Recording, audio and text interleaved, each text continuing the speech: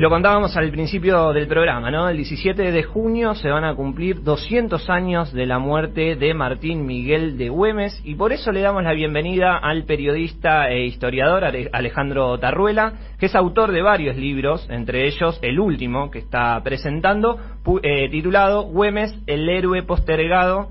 Así que, ¿cómo estás, Alejandro? Te damos la bienvenida. Marcos y Sofía te saludan. ¿Cómo están, Marcos y Sofía? ¿Qué tal? Buenas tardes. Muy bien, muy contentos de tener la posibilidad de hablar con vos y también de adentrarnos un poco en la figura de Güemes, que como el título de tu libro lo indica, es el héroe postergado en nuestro país. Y a mí me gustaría empezar por el final de la vida de Güemes e ir a aquella etapa del diario La Gaceta de Buenos Aires, a días de la muerte de Güemes, que tituló Murió Güemes, tenemos un cacique menos. Y quería preguntarte, Alejandro, ¿cómo hizo un héroe del pueblo y de la revolución para ganarse el odio del poder central en Buenos Aires? Bueno, ahí el tema central es que Güemes estaba trabajando con San Martín, sí, en lo que se llamó el Plan Combinado, que preveía la llegada del ejército de Güemes a Lima, entrando por el Alto Perú, mientras San Martín llegaba por el Pacífico. Son sinónimos, ¿no? Perón y San Martín, se podría decir así. Sí, la verdad que sí. Y entonces tenía que llegar por el Pacífico y Güemes por el Alto Perú.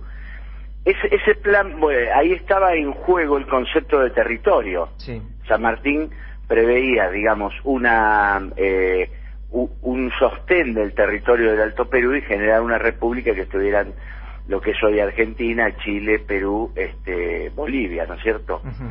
Entonces Buenos Aires, digamos, ya metido en el plan británico, recordemos que Gran Bretaña comienza a tener una injerencia muy fuerte en la América del Sur a partir de Trafalgar, 1805, en las invasiones inglesas tiene un grupo de gente que trabaja para ellos, ¿no es cierto? Sí. Y ahí es polémico el libro por eso, por cómo sitúa esa parte, ¿no? Entonces, Buenos Aires quería dejar el territorio ese a la buena de Dios, el Alto Perú, dejar Chile y dejar la menor cantidad de territorio. Recordemos que Belgrano, Sarmiento cuando era ciudadano chileno, planteaba, está en periódicos y de la época, que la Patagonia debía ser de los chilenos, ¿no es cierto? Sí. Cosa que todavía hay muchos historiadores eso que lo plantean, ¿no? Entonces, la lucha estaba dada en la concepción del territorio, lo que es, de algún modo, definía lo que hoy nosotros llamamos la patria grande, ¿no? Uh-huh. Entonces, ahí estaba la cuestión, por eso había una rebelión de la reacción, que era traición absoluta con los españoles, y creían días antes que Güemes estaba muerto, y por eso habían dado esa noticia con ese titular tan violento. Sí. Ahí esa muerte de Güemes prematura a los 36 años, el 17 de junio de 1821, hace que lo obligue a San Martín a tomar una estrategia diferente. Le costó mucho llegar a Lima a San Martín y lo logró, pero la estrategia del plan combinado era otra. En ese plan combinado estaban trabajando básicamente San Martín, Güemes y Belgrano. Uh-huh. Ellos tres. Esa es la base, y la controversia es la mirada británica o la mirada americana, llamémosla así. San Martín, que era un político notable, tuvo muy claro de entrada que había que tratar de sostener el territorio, que era un punto central y que determinaba la construcción de un país, porque además tenía un eje muy fuerte en el Alto Perú y en el Cusco, ¿no? Uh-huh. Que en un momento, cuando se planteaba lo de la monarquía, se planteaba instalarlo en el Cusco, ¿no? Así que tuviera un peso de valor que reivindicara la historia anterior, ¿no? De algún modo eso era un poco lo que estaba planteando San Martín y Belgrano cuando planteaban la monarquía en ese momento en el Congreso de Tucumán. Por eso mismo, luego, ¿qué ocurre? Cuando muere Güemes, gana San Martín, llega a Perú, pero empieza a perderse el territorio del Alto Perú, lo que hoy es Bolivia, ¿no? Claro.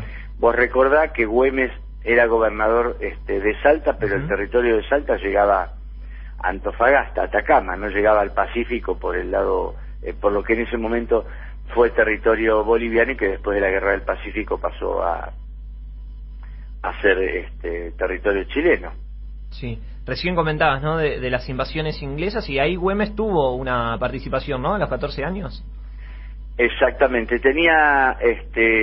empezó a los 14 en el ejército, a los 21 le toca tomar el buque Justina, que era un buque mercante que los británicos transformaban en un arma de guerra, ¿no? Sí. Entonces, obviamente era un vaquiano, lejos de lo que planteaban José María Paz y Mitre, que lo planteaban como un hombre gangoso, inculto, enfermo permanente, cosa que nada de eso era cierto. Güemes era un hombre con una formación muy sólida, hablaba perfectamente, era buen orador además, y no tenía ninguna enfermedad previa encima.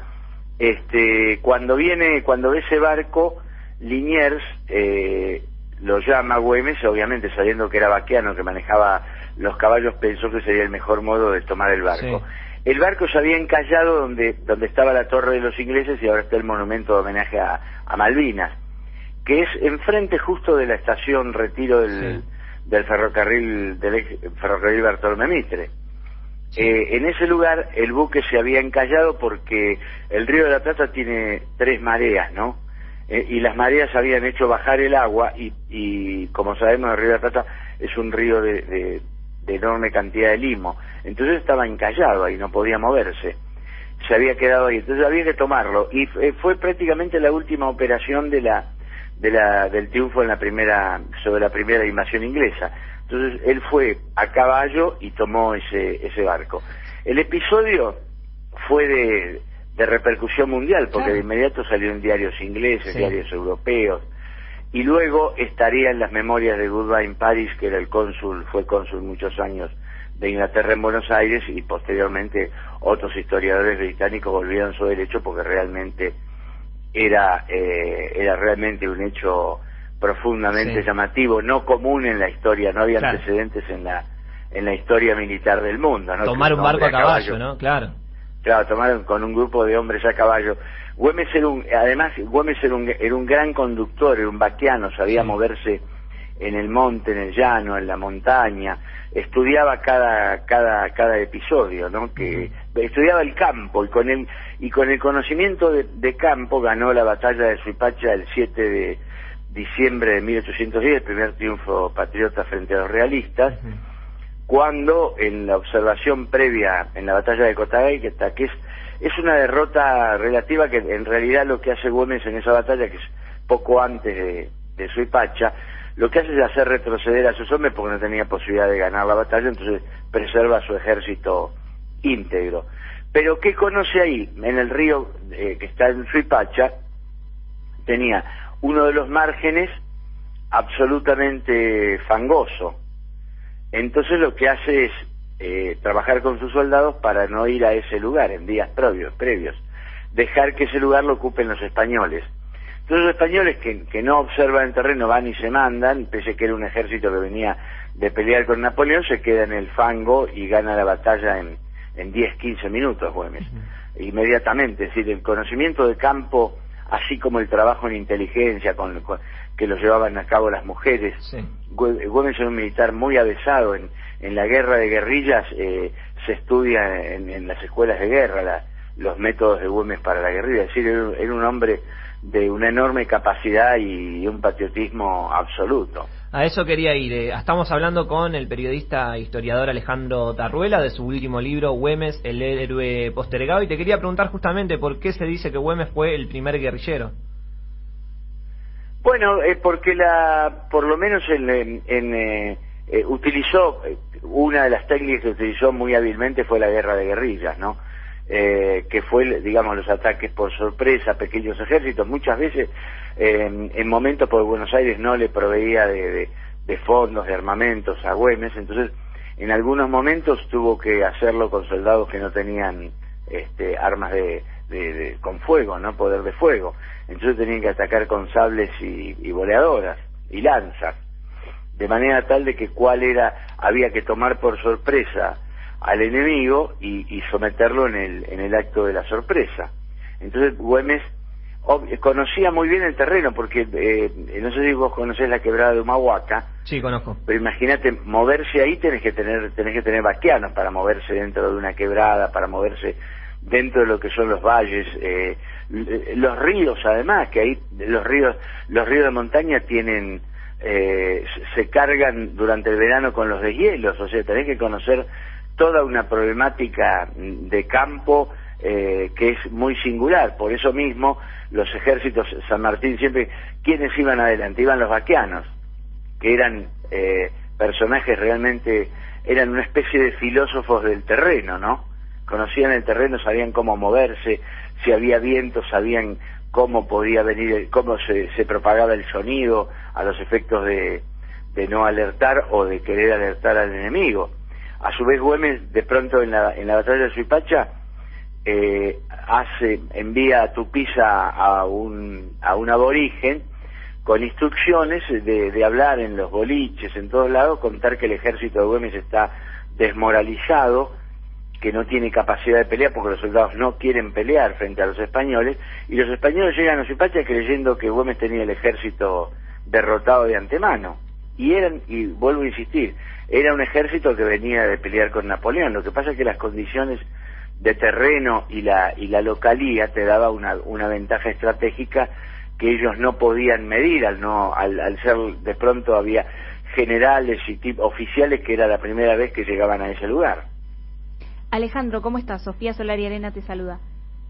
¿Cómo estás, Sofía? Bien, recién mencionabas el rol de las mujeres en el espionaje y quería preguntarte principalmente por su hermana, conocida como Macacha, que tuvo un rol fundamental ejerciendo el poder cada vez que Güemes tenía que irse de la gobernación de Salta. ¿Qué nos podrías contar sobre ella, sobre su relación, sobre su rol? Sí, bueno, a partir de 1815, imagínate que son tiempos de lucha, el gobernador quien manejaba políticamente la gobernación era Macacha, sí, al punto tal de que cuando se producen las diferencias con Juan José Rondó, que Rondó venía con la orden de Buenos Aires de desplazarlo a Güemes porque no querían saber nada con el tema del territorio del Alto Perú, incluso había acuerdos con los españoles en ese sentido, querían aflojar las luchas y dejar ese terreno, pero había que sacarlo a Güemes del medio, que Güemes estaba ahí, pero además era aliado de San Martín y de Belgrano. Entonces, en ese momento Macacha maneja el gobierno y Güemes está en la lucha, ¿no? Hay batallas muy importantes. Pero se da toda una problemática con Rondó, que hay enfrentamientos muy severos y tienen que negociar. Entonces Güemes, obviamente un hombre muy político, dice, bueno, vamos a negociar con Rondó, pero primero hay que tenerlo contra las cuerdas. Entonces, bueno, lo deja en una situación de inferioridad a su ejército y le ofrece la negociación, cosa que ahora una de las personas que trabajó en esa negociación fue Macacha. Macacha tuvo un papel fundamental, hubo varios hombres que estuvieron ahí, pero Macacha tuvo un papel fundamental, y Macacha a su vez tenía que ver con las bomberas, así llamaban a las mujeres de la inteligencia de Güemes, que se movían desde buscando información desde las ferias que mandaban a las mujeres que trabajaban en los servicios caseros, hasta damas de la sociedad que iban a las fiestas donde iban los españoles y ahí se nutrían de información de los movimientos, de dónde estaban, porque iban los soldados. Entonces en el trato cotidiano ahí se consigue mucha información. Entonces a su vez tenían metodologías muy singulares como para poder saber cuántos soldados tenía el enemigo, cómo se movían, en qué lugar. Es decir, había un trabajo muy serio al punto que los españoles le tenían un enorme respeto, tenían siempre temor de cómo se movía la inteligencia de Güemes para trabajar. Hay que recordar que algo parecido también hacía San Martín, es decir, que siempre esos patriotas tuvieron una noción, porque tenían formación militar, entonces sabían que no era solamente la batalla, digamos, uno llegaba a la batalla como dicen algunos, con la batalla ganada o perdida, ¿no? La batalla se gana antes de llegar al lugar del enfrentamiento. Claro. Y Güemes de algún modo tuvo en las mujeres un apoyo muy grande a través de Macacha y de otras mujeres. Bueno, Juana Zurduy también fue parte de los ejércitos que luchaban en el Alto Perú, y luego cuando matan a su esposo, ella se va y se une con Güemes, ¿no? Que el esposo era un importante oficial del ejército en el Alto Perú, Padilla, y entonces ahí comienza, digamos, una segunda etapa en la vida de Juana Azurduy. Y luego tiene un papel importante en el relato de la historia Juana Manuela Gorriti, novelista, cuentista, ligada a la familia de Güemes, que era muy chiquito, tenía 2 o 3 años cuando Güemes muere, pero luego ella recoge, una mujer extraordinaria por su vida, por sacrificios, y es una gran escritora que se desarrolló mucho en lo que es hoy Bolivia y en Lima, ¿no? Muy reconocida, que se consiguen libros de ella y trabajos sobre ella en las librerías de Buenos Aires. Y realmente que ella es una evocación de la muerte de Güemes en sus escritos y lo que significaba gaucho para los gauchos para los pueblos de Salta, de Jujuy y del Alto Perú. Alejandro, estamos llegando al horario de la tanda de y media, pero quería preguntarte, porque sabemos que va a haber una presentación justo el 17 de junio, el día donde se cumplen 200 años de la muerte. Exactamente. De va a ser virtual, ¿no? Va a haber una presentación por Zoom. ¿Cómo? Va a ser virtual, justamente, sí, por Zoom. Exactamente, por Zoom, y la forma de conectarse con ella es buscar el link de Marea Editorial, y en Marea Editorial, donde además están los libros, ahí se pueden comprar también, ahí va a estar el link donde se puede sumar quien quiera intervenir. En ese encuentro van a estar María Sebane, Constanza Brunet, que es la directora de la editorial, que también es periodista, va a estar también Hernán Brienza, director de la colección, y va a estar Martín Miguel Güemes Arruabarrena, chosno historiador salteño, chosno de Güemes, y que además es uno de los prologuistas del libro Güemes, el héroe postergado. Perfecto. Bueno, está hecha la invitación entonces para este 17 de junio a las 18 horas. Nos va a encantar leer el libro también a nosotros. Te agradecemos por tu tiempo, Alejandro, y muchas felicitaciones por el trabajo. Bueno, Marcos y Sofía, muchas gracias, y un saludo para el público de la 530, radio en la que estoy de forma muy seguida. Muchas gracias, Alejandro. Un fuerte abrazo. Un fuerte abrazo. Hablábamos con Alejandro Tarruela, periodista, historiador y autor de Güemes, el héroe postergado.